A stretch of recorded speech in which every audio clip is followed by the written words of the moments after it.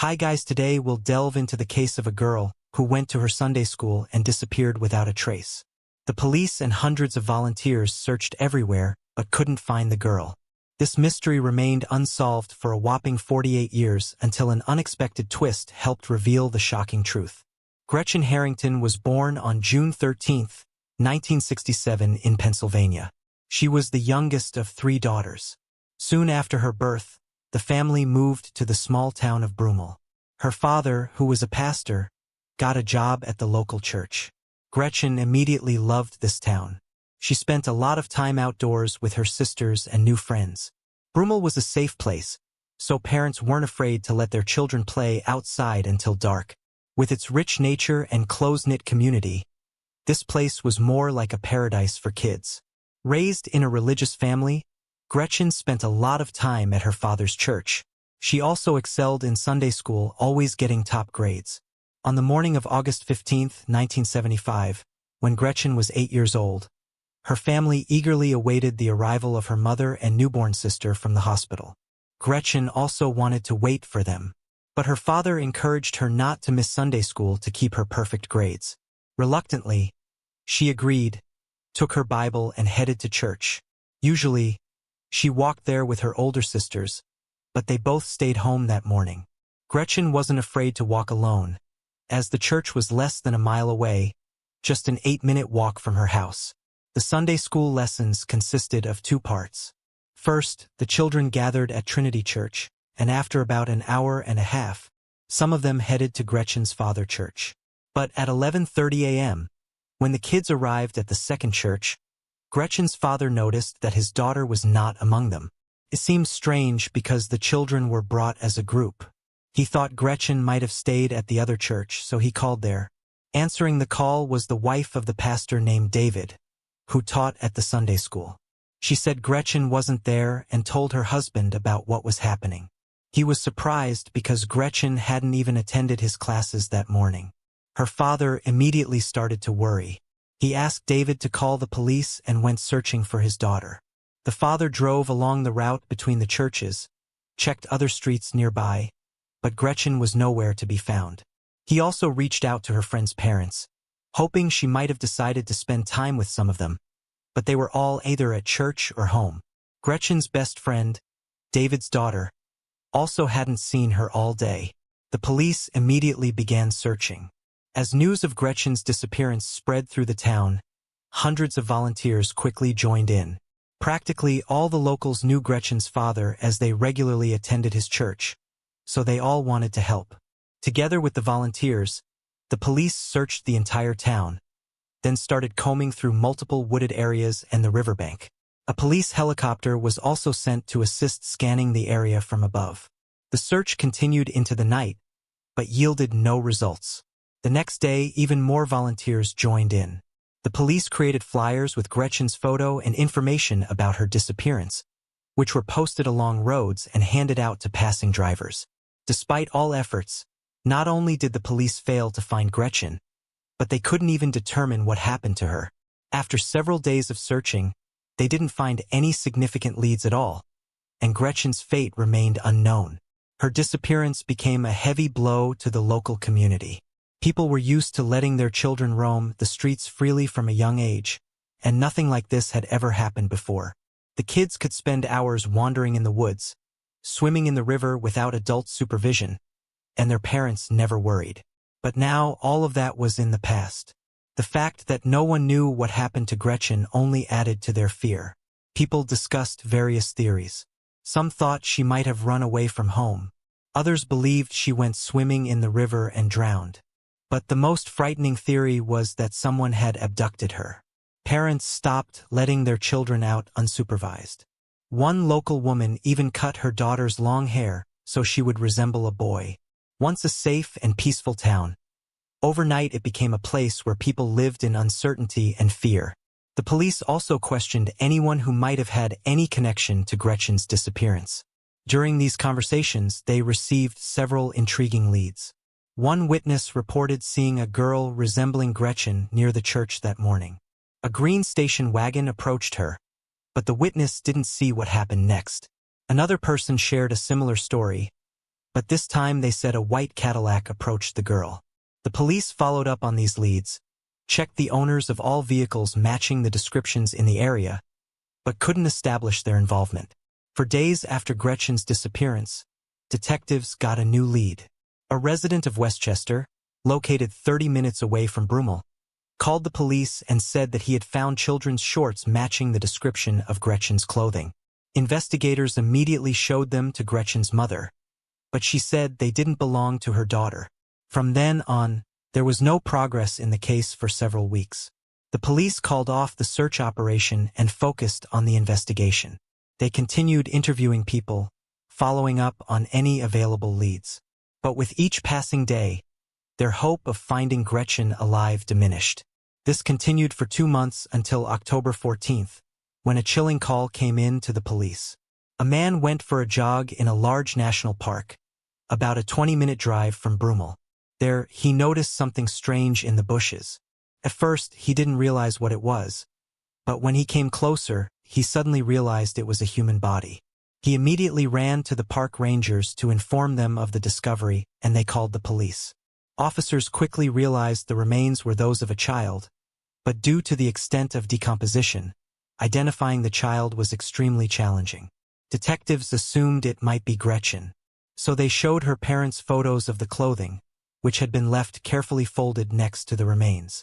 Gretchen's mother immediately confirmed they belonged to her daughter because she had made those clothes herself. Soon, forensic experts confirmed it was indeed Gretchen by matching the remains with her dental records. They also determined that the cause of death was multiple severe blows to the head, and the case was reclassified as a homicide. Due to the level of decomposition, they couldn't determine any other details, including whether the victim had been sexually assaulted. Moreover, DNA analysis didn't exist in 1975, so investigators were once again left without any clues. News of the murder reignited the attention of the local community, and the police began receiving even more tips. People realized that a dangerous criminal could still be somewhere among them, so everyone wanted to see the perpetrator brought to justice as soon as possible. Investigators received dozens of tips about suspicious men spotted in the park area where Gretchen's body was found, but all these tips led to dead ends. They also checked everyone living within a few-mile radius who had a history of violent crimes, but this yielded no results either. Several months after the discovery of the body, the case completely stalled and there were no developments since then. Over the following years, the investigation was reopened from time to time. Detectives reviewed all available tips and leads, but each time it ended nowhere. The main problem was that detectives had no evidence at all. Even when the police began using DNA analysis, it didn't help in this particular case because no foreign samples were found on Gretchen's remains or her clothing. As a result, the case remained unsolved for many decades. It was occasionally mentioned in newspapers and featured on TV, but only in recent years did Gretchen's murder once again reignite wide public attention. Two journalists, Joanna and Mike, decided to write a book about the crime. They worked on it for several years, gathering all available information piece by piece and trying to uncover new facts. Both journalists grew up in Brummel and were roughly the same age as Gretchen at the time of her murder. Who was only 9 at the time, remembered it pretty well because it not only impacted her life, but also the entire town. After Gretchen's disappearance, children could no longer roam the streets or leave home unsupervised. They all feared that the perpetrator might strike again, and this fear haunted them for many years. Even young children couldn't help but feel how their lives had suddenly changed, so they all remembered Gretchen's murder throughout the years. To write the book, Joanna and Mike secured access to the case documents and spoke with many individuals involved in the case. They carefully pieced together the events of those days, detailing the entire story. This book was released in 2022 and immediately attracted significant attention to the case. However, its major impact came months later when a woman contacted the police to discuss Gretchen's case. She met with the leading detective to tell her story. The woman said that she was 10 years old at the time of the murder and lived in Havertone, just a short distance from Gretchen's home. She was friends with Gretchen and her older sisters, as well as numerous other kids in the area. She often slept over at her friends' houses. And one night, something horrifying happened. While she was staying at the house of two sisters, she woke up in the middle of the night to someone touching her. When she opened her eyes, she saw their father in front of her, who quickly left the room. She was afraid to tell anyone about it and stayed in this house for another night. The same thing happened again. Her friend's father entered the bedroom and started touching her. The following morning, she finally told one of the sisters what had happened. To her surprise, she answered that it happened quite frequently. The girl also said that her father sometimes came to her sister at night. When she returned home, she told her parents everything. However, instead of going to the police, they simply prohibited her from visiting her friend's house anymore. And all of this happened just a week before Gretchen's disappearance. After telling her story, the woman finally disclosed the name of this man. It was David Zanstra, the same pastor who taught at the Sunday school. But that wasn't the end of her story. She also revealed that a month after Gretchen's disappearance, one of her friends was twice approached by a man who attempted to abduct her. The girl refused to get into his car and later told her friends that it was Zanstra who tried to lure her somewhere. To corroborate her statement, the woman showed detectives her personal diary from that time. On September 15, 1975, she wrote about her friend's plea to keep it a secret, fearing that David Zanstra might harm her. After receiving this information, the police immediately reopened the investigation. Upon reviewing the case materials, detectives uncovered several suspicious facts that indirectly implicated David. As we remember, it was he who reported Gretchen's disappearance to the police. The pastor provided investigators with a detailed description of her clothing: dark blue zip-up shorts with front studs and pockets without zippers or buttons. He also mentioned that she wore a white top with her hair in braids. At the same time, he claimed not to have seen Gretchen that day. This raised a reasonable question. How could he know what clothes she wore that morning?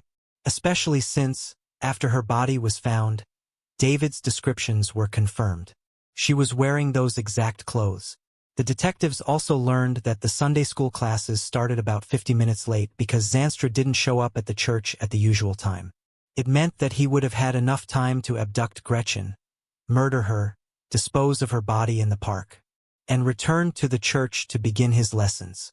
According to David's testimony, which he provided right after Gretchen's disappearance, he drove some of the children in his van to her father's church after the Sunday school classes. He insisted he didn't see Gretchen that morning and only noticed her absence when her father brought it to his attention.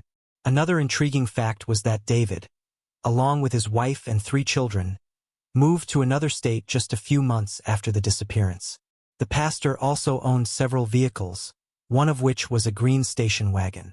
As we recall, a witness told the police they saw a similar vehicle approaching a girl near the church on the day Gretchen disappeared. Piecing together all this information, the detectives decided to speak with the man. At that time, he was 83 years old and lived in Georgia, so they drove there. On July 17, 2023, they met with him at the police station and began questioning him. When Zanstra realized the detectives suspected him of murder, he began to deny everything, asking them what exactly they got against him. They told him they had the testimony of a woman he had touched during a sleepover at his house, as well as a story about him molesting his own daughters. Upon hearing this, David was stunned, and pretty soon his demeanor changed completely. Understanding that his dirty secrets were exposed, he stopped denying, and 48 years after the murder, he began to speak. According to his account, that morning he drove to Gretchen's father's church in his green American motor station wagon and saw the girl leaving her house. Waiting until there were no witnesses around, he approached her and offered her a ride. Without any hesitation, Gretchen got into his car. She knew David well because their families were friends, and she was also on her way to his Sunday school classes. But instead of taking her to the church, he drove her to a deserted park area, stopped the car, and told her to undress. Gretchen refused and said she wanted to go home. So Zanstra struck her several times on the head, causing her to lose consciousness.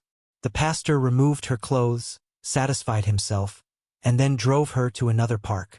Unable to find a pulse on her, he carried her body into the bushes and covered it with branches. After that, David drove back to the church to start his classes. Upon hearing his confession, The police arrested Zanstra for Gretchen's murder and extradited him to Pennsylvania. He was placed in jail awaiting trial, but for the police, this was just the beginning of a much deeper investigation. Considering that Zanstra had assaulted at least several girls, detectives strongly believed that there were likely other victims. The situation was worsened by the fact that the man worked as a pastor in many different cities and states for decades, so he could have committed numerous other crimes. Most of the time, he worked with children and he was deeply respected in society, which could have allowed him to avoid any suspicions. But now, when the truth finally came out, detectives took his DNA sample and began searching for matches in other unsolved cases. They also looked into unsolved disappearances of girls in the cities where David had been working. Unfortunately, it didn't take long to find the first possible connection. Investigators quickly came across the disappearance of 4-year-old Amanda Campbell from California, which occurred in 1991. Like Gretchen, she walked out of her home in a quiet neighborhood and vanished without a trace. At the time, David Zanstra worked as a pastor in that same neighborhood. Right now, there is no evidence against him, but the police say this case has several striking similarities to Gretchen's abduction and the pastor could be the same perpetrator. They are also continuing to investigate his possible involvement in other crimes. Considering that all of this is happening right now, we may learn a lot more in the coming months. As for the trial for the murder of Gretchen, it has not yet begun. It is possible that David's lawyers will want to prolong the process and advise him to retract his confession. In that case, the trial could drag on for years and there are no guarantees that the man will live to see the verdict. Alright guys, share your thoughts on this story in the comments section and don't forget to hit the like button and subscribe.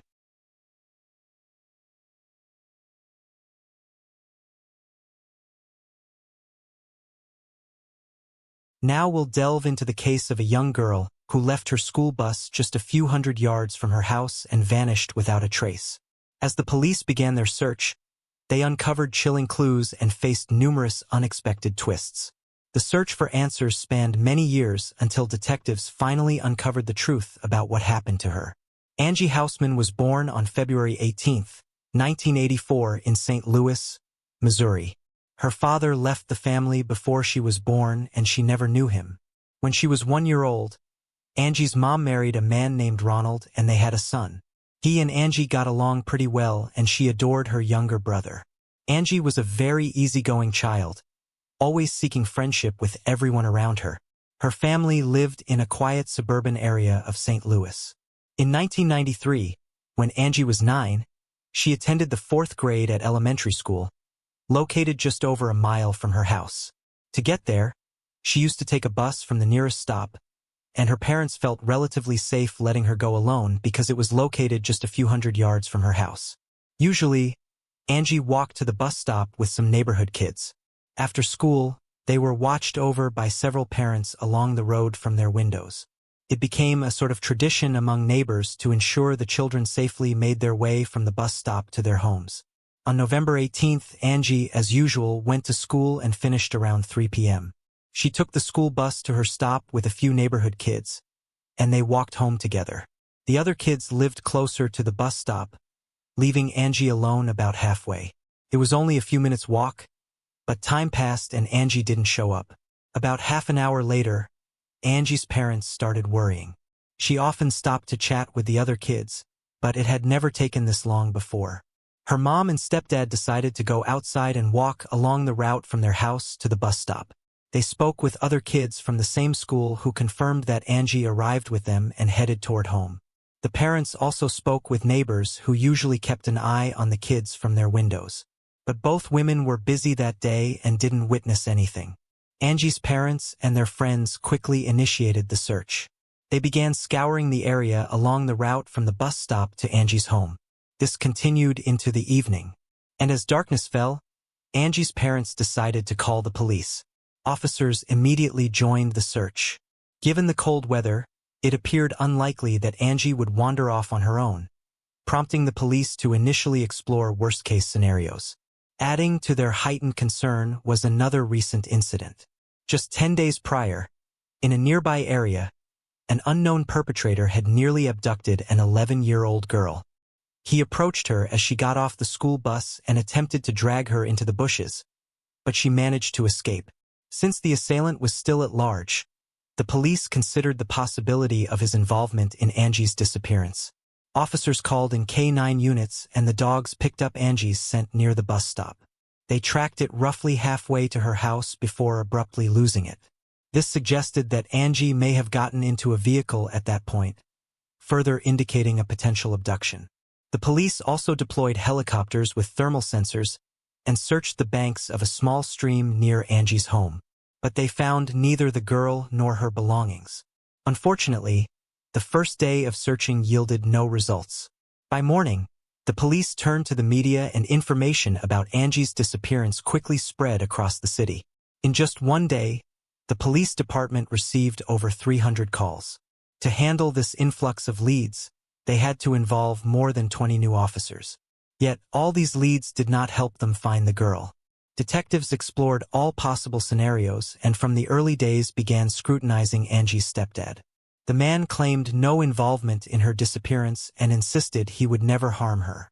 He agreed to a polygraph test and any other checks so that the police would stop wasting their time on him and focus on finding Angie.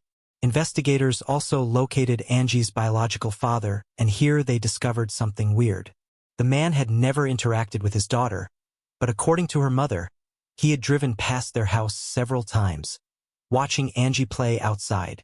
Detectives found this suspicious, but the man had an airtight alibi. On the third day, the FBI joined the case, and the police department shifted even more officers to it. They all understood that something terrible must have happened to Angie. She just couldn't have survived on the streets in such cold weather. At one point, the police received a lead about a possible suspect. Someone reported a strange man slowly driving a blue sedan in Angie's neighborhood. His description matched the account of the girl who had narrowly escaped an abduction just 10 days before Angie's disappearance. Investigators decided to create a composite sketch of this person. It was featured in the news and volunteers distributed thousands of flyers. But the identity of this man remained unknown. Soon, the girl's disappearance made it to national television, attracting even more leads. Police diligently examined each one, but none brought them closer to finding Angie. Due to the heightened attention to this case, psychics quickly got involved, calling Angie's home and sharing their alleged visions. One of them claimed that the girl was alive and even specified a location where she was being held, a large national park, 25 miles from Angie's home, but detectives paid no attention to their words. A $10,000 reward was also offered for any information about Angie's whereabouts, leading to an increase in tips.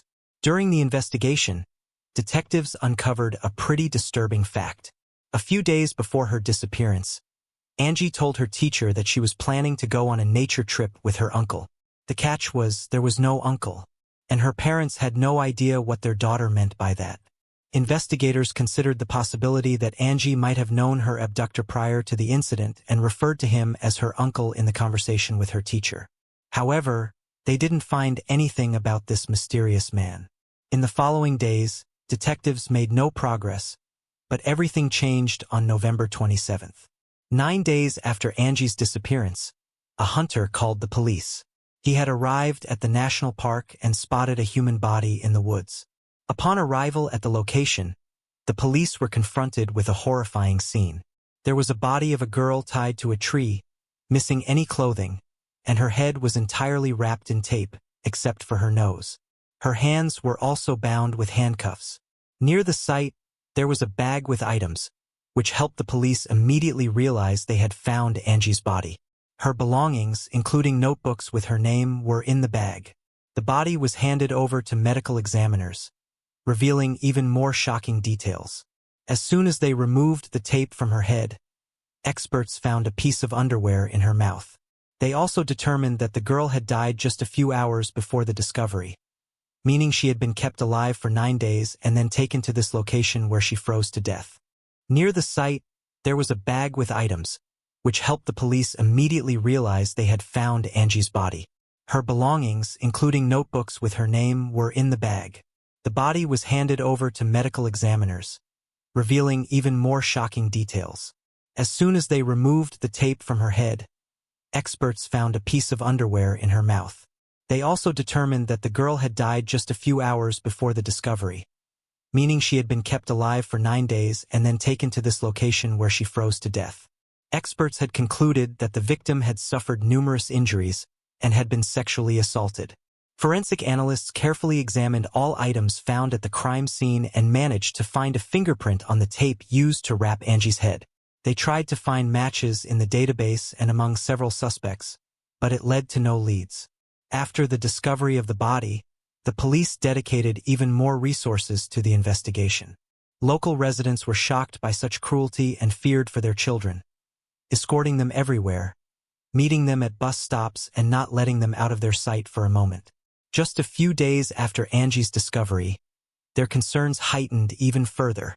On December 1st, a 10-year-old girl named Casey disappeared. She lived in another town, only 10 miles from Angie's house. Casey had asked her mother if she could visit her friends who lived just a few hundred yards away, but she had never reached their house. Casey vanished on the way and the police couldn't locate her. Detectives began to fear that they might have a serial killer on their hands. They didn't rule out the possibility that the same person was behind both abductions, but they had no evidence supporting this theory. 10 days later, Casey's body was found in St. Louis and she was wrapped in 2 bedsheets and covered with a pink curtain, with the cause of death being multiple severe blows to the head. Detectives couldn't find any clues that would lead them to the killer. Moreover, they started to doubt that the same person who killed Casey was responsible for Angie's death. The nature of these crimes was noticeably different, leading them to consider the possibility of dealing with 2 different murderers. In the same month, detectives identified the man who had attempted to abduct a girl a few days before Angie's disappearance. He turned out to be 37-year-old Gary, who often came to St. Louis for work. He was immediately checked for involvement in the 2 murders, but the man had a solid alibi. He wasn't in the city during the disappearances of Angie and Casey, although during the investigation, he admitted to assaulting 4 other girls and eventually received a 5-year prison sentence. In February of the following year, detectives had found a breakthrough. When they discovered Casey's body, tire tracks were found nearby. Their photos were handed over to experts who determined that the tracks were left by a pickup truck widely used by a popular car rental company. Armed with this information, detectives interviewed residents in Casey's neighborhood, asking if anyone had seen a pickup from this company. Given that these vehicles were covered with vibrant brand logos, they were easily distinguishable from others. The detectives got lucky. One woman told them that she had seen the pickup from this company near her neighbor's house about a week after Casey's disappearance. Police quickly discovered that there was a woman living with her partner and brother. She claimed that none of them had rented such a pickup and they had no connection to this case. But detectives didn't rush to believe her. They obtained a search warrant for the house and found blood traces belonging to Casey in the basement, along with the murder weapon. Further investigation revealed that the woman's brother, Thomas, had rented the pickup.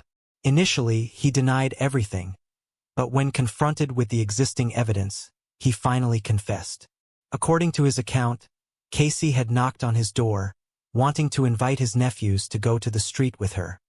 He invited her into her house, took her to the basement, and attempted to assault her. When she screamed, he struck her with a heavy object and covered the body with bedsheets. After the murder, Thomas went to work and upon his return, his sister informed him that she had seen the body in the basement.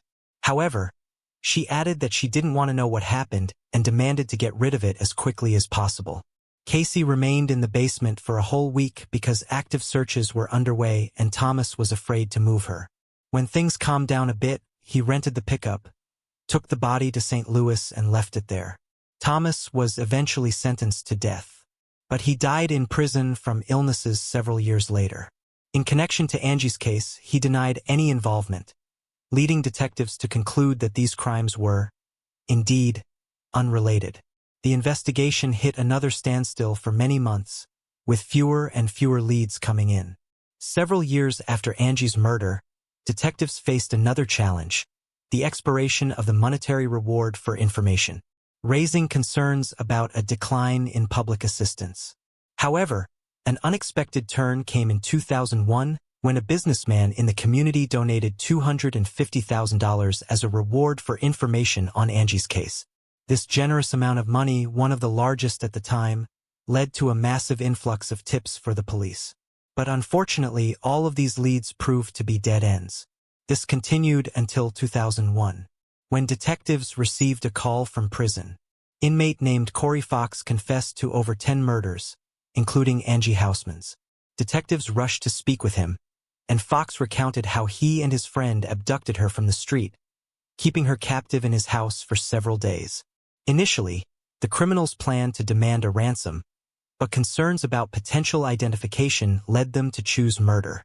To the surprise of detectives, Fox provided many accurate details, such as tying her to a tree, even specifying that his accomplice was using her underwear as a gag. However, discrepancies arose when questioned about how they restrained her hands. Fox claimed they used plastic handcuffs, whereas in reality, they used iron ones. Detectives also found out that Fox couldn't have committed some of the murders he confessed to. Police concluded that he likely fabricated parts of his confession, possibly drawing information from extensive news coverage on Angie Houseman's case. In the summer of 2002, another event reignited attention on Angie's case. In a different area of St. Louis, an unknown man abducted a 6-year-old girl from her home and killed her. Police initially considered the possible connection to Angie's case, but it turned out otherwise. The perpetrator was apprehended just a few hours later. It was a neighbor who confessed during interrogation. Several more years passed until 2007, when detectives decided to revisit the case. Reviewing the documents, they noticed a peculiar detail. Shortly after discovering Angie's body, police noticed a parked car nearby with a man named Roger Martin inside. When questioned about his presence, Roger claimed he came to the area for hunting. However, upon a brief inspection of his car, the police officer found no hunting gear. This led the new detective team to take a closer look at Roger, discovering his criminal record for offenses against children. Moreover, he had assaulted one of his victims near the location where Angie's body was found. Remarkably, all of these crimes occurred before Angie's death, and this information was in the database. But during that time, the police did not thoroughly investigate Roger, prompting the new detective team to start from scratch. Roger was called in for questioning. He denied any involvement in Angie's murder, insisting he was near the location by chance. Roger added that during the time the girl was left there, he was still at work, although the police couldn't confirm this alibi. Despite a 9-hour interrogation, detectives couldn't reach any conclusive results. They took Roger's fingerprints, comparing them with the one left on the tape from the victim's head. Experts determined they didn't match, leading to Roger's release. While the police refrained from ruling him out as a suspect, they lacked substantial evidence to hold him. There was no progress in the case until 2018, when the St. Louis Police Department formed a dedicated task force. The new detectives aimed to re-examine all existing evidence. With significant advances in technology since '93, they hoped to uncover new leads. The detectives focused on 3 key pieces of evidence: the handcuffs taped from Angie's head and her underwear used to silence her. Despite repeated attempts since '93, experts struggled to find the perpetrator's DNA on them. Undeterred, they decided to re-examine these items with modern technology. Firstly, they attempted to find DNA on the handcuffs, but it was quite challenging as they were almost entirely covered in the victim's blood. They then turned to the tape from Angie's head, encountering another issue. When they opened the box containing this evidence, they found that the tape had literally disintegrated over the years. Finally, they examined the underwear. Despite having little hope for this particular evidence, as it had been in the victim's mouth for several hours, potentially erasing any foreign DNA, they pursued it as a last resort. Employing state-of-the-art technology, they meticulously inspected every inch of the underwear. And at last, there was a breakthrough. A tiny sample of unfamiliar DNA was discovered, sufficient for analysis. Experts confirmed the DNA belonged to a male, immediately uploading it to the FBI database. In such cases, it's pretty common not to find any matches, requiring additional efforts to identify the person. However, luck was on detectives' side this time. As soon as the DNA sample was uploaded, they received a full match. The DNA belonged to 58-year-old Earl Cox, who had been in prison since 2003. Cox had never come to the police radar regarding Angie's case, but his criminal history was substantial. Earl first landed behind bars during his military service in 1982 in Germany. He had a part-time job as a babysitter, until 4 girls reported that he had sexually assaulted them. Received an 8-year prison sentence in the USA and was discharged from the Army. After serving only 3 years, he was released early and relocated to St. Louis. For years later, Earl was arrested again when 2 7-year-old girls accused him of sexual assault. Despite the charges being dropped due to insufficient evidence, his arrest violated the terms of his parole, leading to an additional year in prison.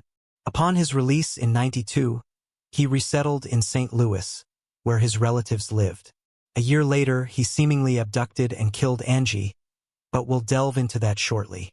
In 2002, faced another arrest for running a major anonymous internet platform where predators shared materials depicting child abuse.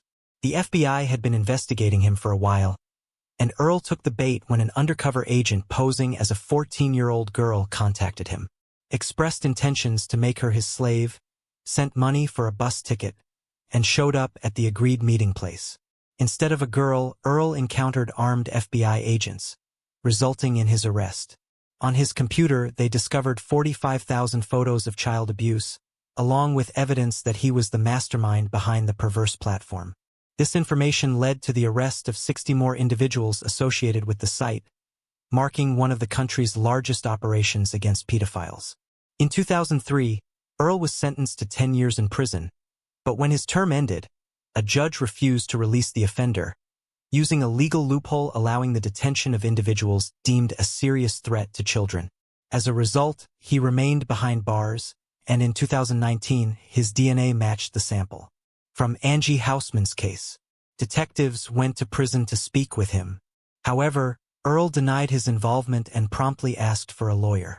The police recognized that the man had little chance of winning the case in court, given the presence of his DNA. But they decided to try something else. Investigators reached out to Earl's lawyer, stating they would seek the death penalty for Angie's murder. However, if the perpetrator confessed, the prosecution would abandon the death penalty in favor of a life sentence. Apparently aware that he would likely lose the case, Earl agreed to the deal. Detectives returned to the prison, where he provided his version of events. It's worth noting that some parts of his story sounded outright implausible, but the crucial thing for investigators was the confession to the murder. Earl claimed that on November 18, 1993, he was driving through the area where his mother and sister lived. His car stalled in the middle of the road, and while he was trying to figure out what was wrong with it, a school bus pulled up, and several kids got off. They all went into their houses, except for one girl, Angie. According to Earl, when she approached him, they had a brief chat, and he noticed she looked freezing. He offered her a ride in his car, and as he claimed, she agreed. He then took Angie to Burger King, fed her and brought her to his home, where he sexually assaulted her for several days. After some time, he decided to get rid of Angie, took her to the location where her body would later be found, and tied her to a tree. Allegedly, she was still alive at that moment. Detectives doubted the truthfulness of certain parts of this story. Angie clearly couldn't agree to go anywhere with a stranger, especially considering she only had a short distance to walk home. Investigators also questioned the car breakdown in Earl's story. He claimed the car stalled, but as soon as Angie approached, the car surprisingly started again. More likely, the perpetrator noticed Angie and immediately decided to abduct her. He could have lured her into the car with some lies or even threats. It appeared much more realistic than Earl's version. Nevertheless, detectives obtained what they needed: the confession to the murder.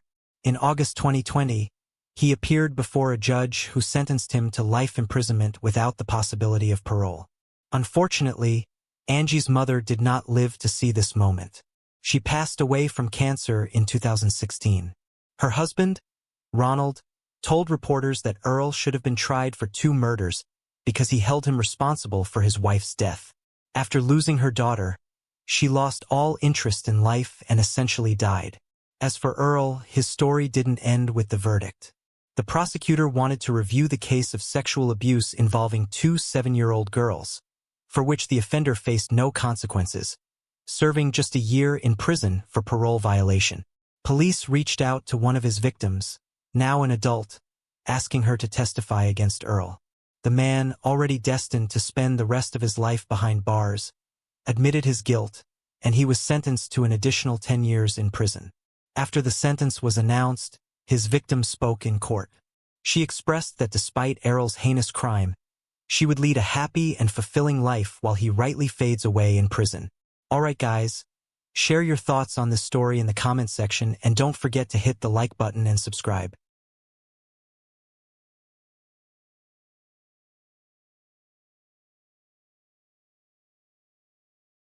A young girl left her home and vanished without a trace. The search for her quickly became one of the largest in American history. Over the investigation, detectives faced numerous shocking twists, and the quest for answers spanned a whopping 62 years until they finally uncovered the truth. Candace Rogers, who went by Candy, was born on July 18, 1949, in the American city of Spokane, Washington. She was the only child in the family, and shortly after her birth, her parents divorced. Her father stayed in the same city, so they spent time together pretty often.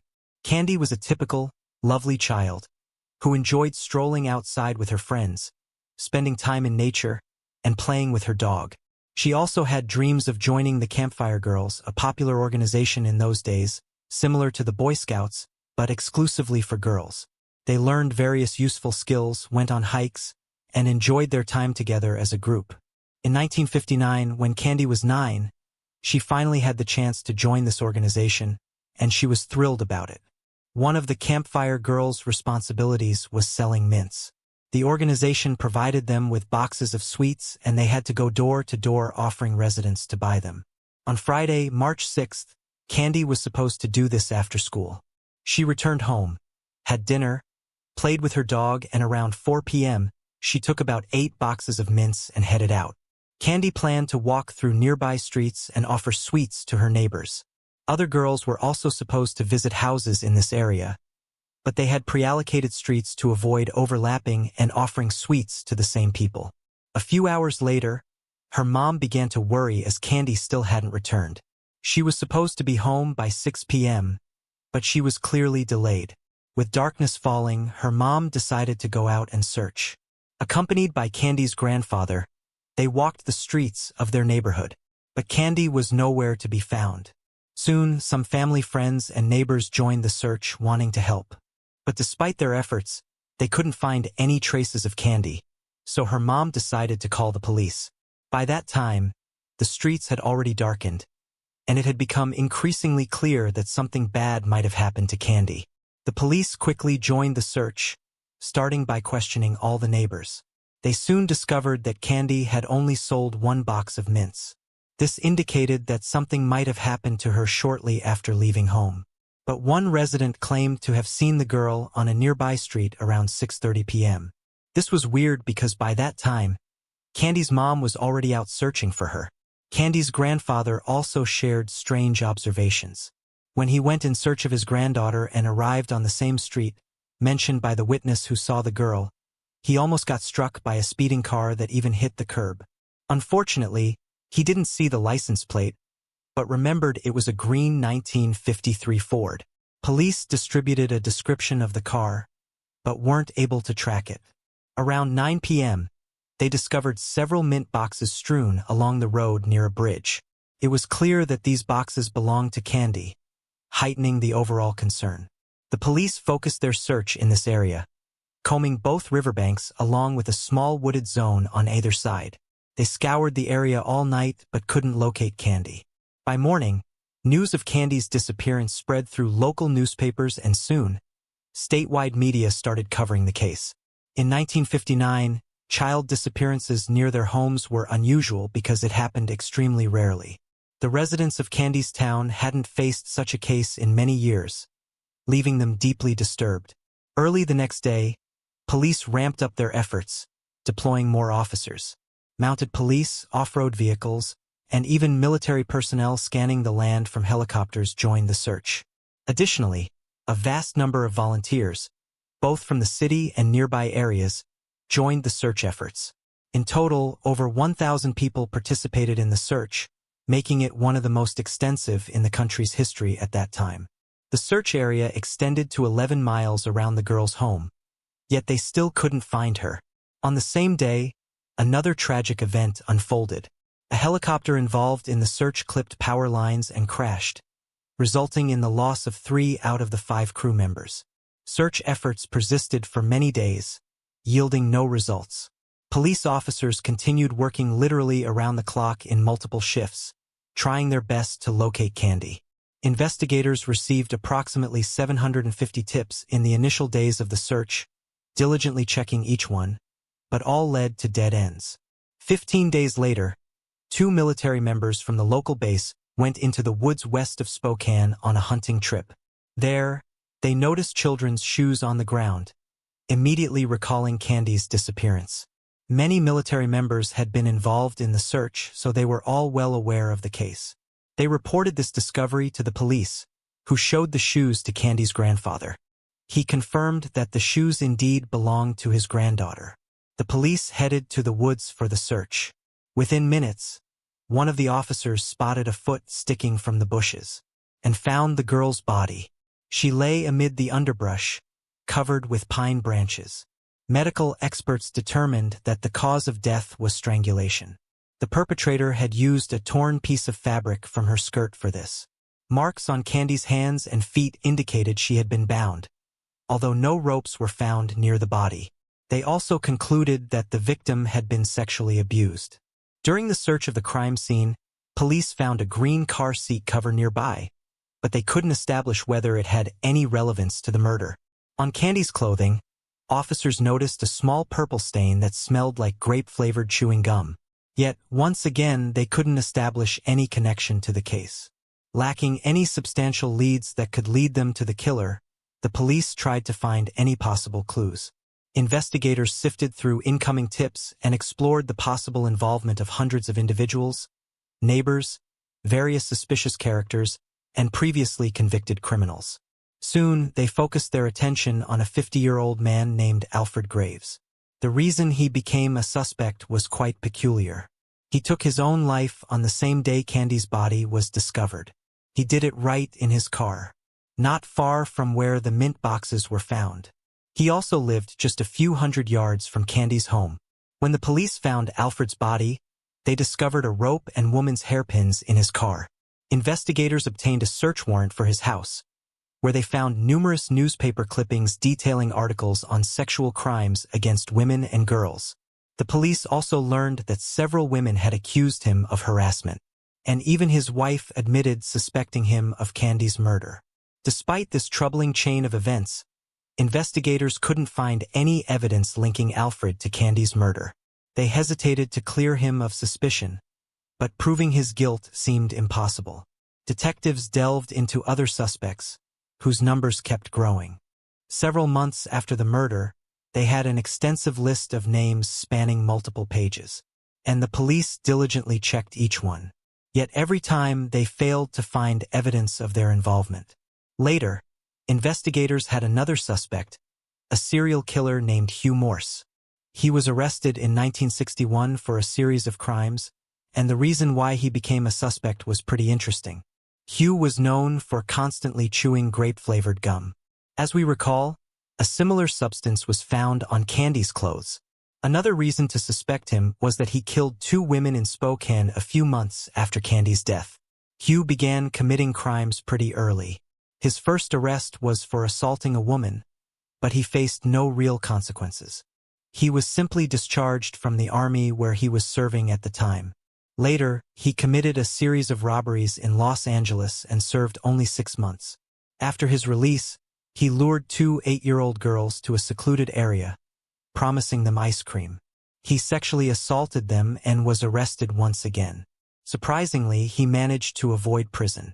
A medical commission deemed him a sexual psychopath, so he was placed in a mental health facility. After 2 years, doctors believed he was cured and released him. Hugh moved to Spokane, where he started peeping into women's windows. In November 59, he broke into a 28-year-old woman's home, assaulted and killed her. 10 months later, he entered a 69-year-old woman's residence, repeating the same actions as with the previous victim. A month later, he assaulted another woman, stabbing her multiple times, but she survived. After these crimes, he left the city and over the next few months, committed numerous other offenses, attacking women and girls with a knife, sexually assaulting them and killing 2 more victims. Hugh always traveled between different cities and states until the FBI took on his case. He was added to the list of the country's 10 most wanted criminals and was soon captured. He was sentenced to multiple life terms and Hugh attempted to end his life in a cell. However, he was saved by the guards and continued to serve his sentence. Detectives in Candy's case repeatedly visit him in prison, but the man denied any involvement. He also went through a polygraph test which indicated he was telling the truth. However, this tool carries no weight in court due to its questionable accuracy. Considering Hugh's biography and the fact that he lived in Spokane at the time of the murder, investigators viewed him as their primary suspect. But he continued to deny any involvement, and the police lacked any evidence linking him to the killing. Later, the police focused on another suspect, a 49-year-old man named Howard Barnett. In February 1960, he was arrested on suspicion of molesting a minor girl. A few days after the arrest, he took his own life in his cell at the Spokane police station. Before this, he wrote a message on the wall in his own blood, stating, "I have a sin before the Lord." His wife learned of her husband's arrest only after his death. Speaking to the police, she asked if he killed that girl, referring to Candy. Detectives began investigating his potential involvement, yet once again, they failed to find any evidence of his guilt. Howard remained one of the main suspects, mainly because he lived on the next street to the victim. Over the course of many years, police continued their efforts on this case, gathering new leads and examining other suspects. At one point, a woman contacted them, claiming that on the day Candy disappeared, she saw a green car following the girl. Investigators once again focused their efforts on locating this specific vehicle. However, this didn't lead to any substantial results.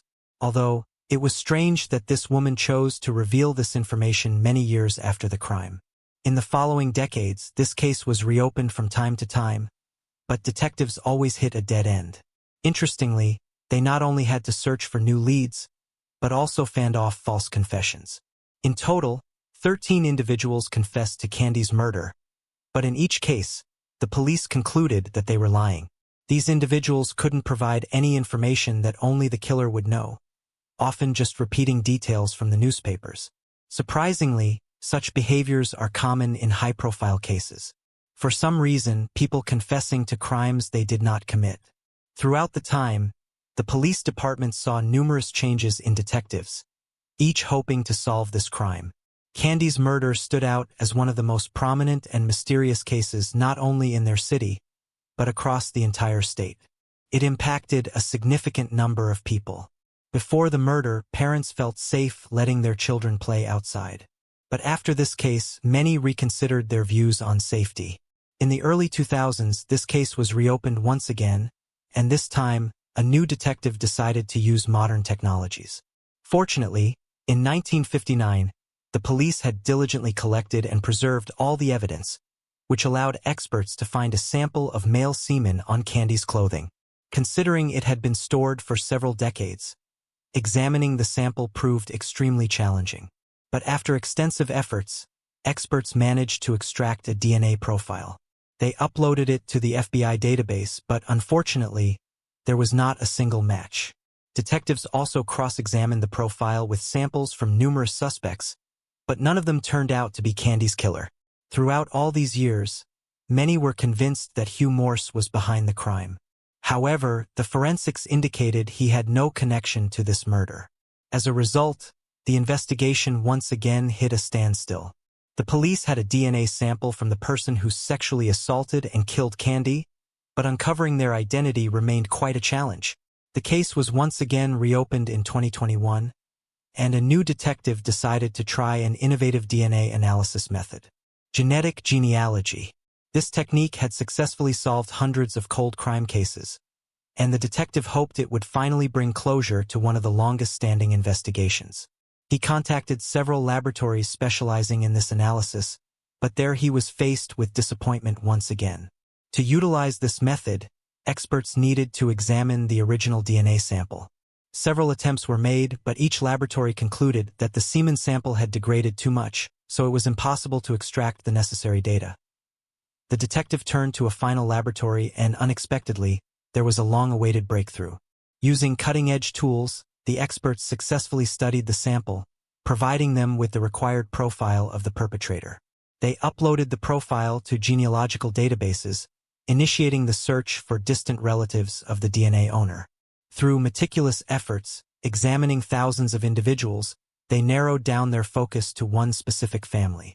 Upon investigating this family, they found that the DNA sample most likely belonged to one of 3 brothers.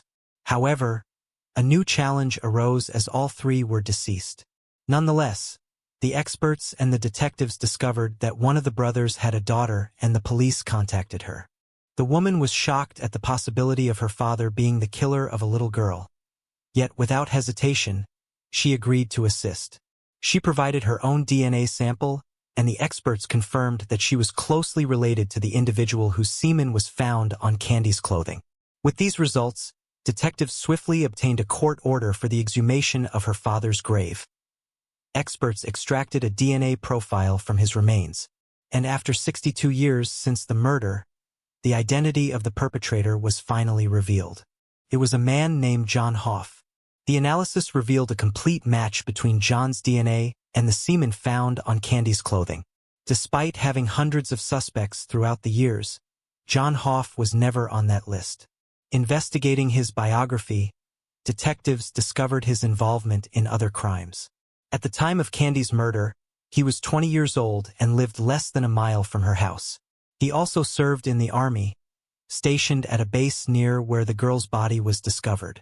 2 years after the murder, he attacked a woman, bound and sexually assaulted her, and attempted to kill, but she managed to survive.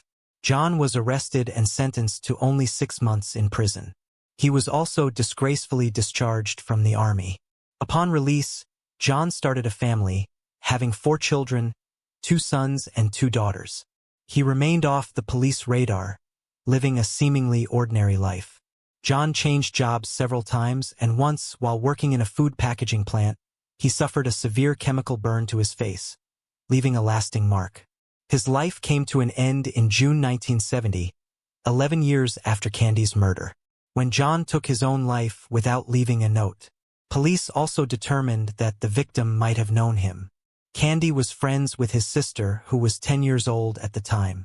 All these years later, she told detectives that after her friend's murder, she cried in her brother's arms, unaware that he was the one who killed Candy. Unfortunately, the girl's parents did not live to see the moment when the killer's identity became known. Candy's mother passed away in 2006, and her father took his own life in 1963, 4 years after the tragic event. The reason for this remains unknown, leaving only speculation that he couldn't cope with the loss of his own daughter. Nevertheless, this case was finally solved, marking it as one of the longest investigations. Over 62 years, it involved not just different detectives, but different generations. During the press conference where the police announced the name of the killer, only one officer who worked on the investigation in 1959 was present. He thanked God, allowing him to live such a long life and eventually learn the truth. As for John's daughter, initially she couldn't believe that her father committed such a heinous crime. Later, she accepted this fact, calling her father a monster who took the life of an innocent girl. She expressed regret that he was not held accountable during his lifetime. Interestingly, John took his own life exactly when his daughter turned 9, the same age as Candy. Whether there's any connection remains unknown, and we may never find out. Alright guys, share your thoughts on this story in the comment section, and don't forget to hit the like button and subscribe. Thank you for watching.